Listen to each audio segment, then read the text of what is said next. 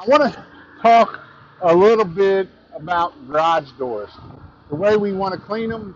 Obviously, we're going to use a house wash mix. We can rinse this stuff down. We can soap it, but some things that we don't really want to do. If there is grease on here, we really don't want to go rubbing on it. And what I always do is I'll use my 5-degree nozzle, and if I can't get it off with that, I don't rub it. If you start rubbing these garage doors, most of the time they're oxidized.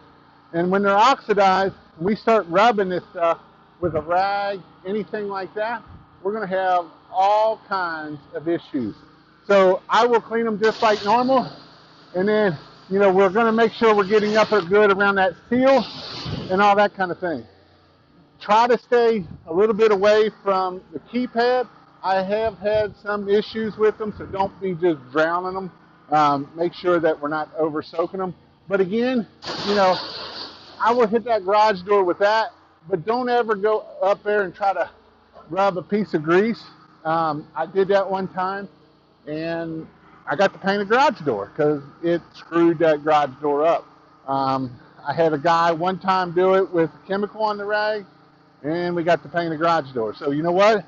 If the pressure off of here don't clean it, then that's not our problem. It's probably got grease.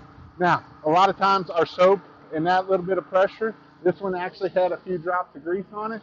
It got 95% good, and it looks 95% good. So this is some things that we want to be careful with our garage door.